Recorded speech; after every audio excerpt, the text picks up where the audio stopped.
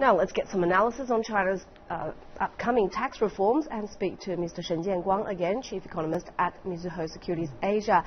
Jianguang, after the rollout of VAT tax reforms last year, what further tax reforms do you see this year? I think Minister Lo already mentioned that to further the VAT reform, because it need to be extended to also cover the financial service, telecommunications, transportation, very comprehensive to cover all the service sector. I think that will be a priority. And then also he mentioned about consumption tax, to improve the consumption tax, I think another priority.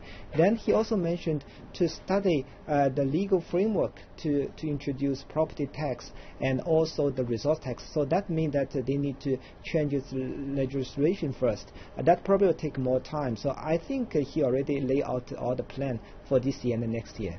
Okay, but property taxes in China are pretty controversial, and it should be a major part of China's move from indirect taxes to direct taxes. So what stumbling blocks are there?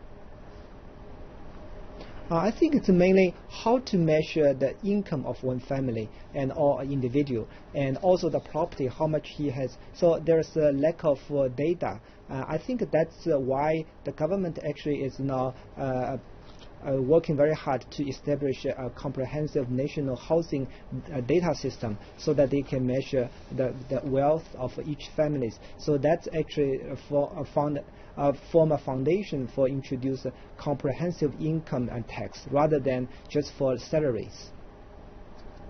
Okay, so a lack of a nationwide system on property taxes or property data is the main stumbling block. Thank you so much for joining us. That is Mr. Shen Jianguang, Chief Economist of Mizuho Securities Asia.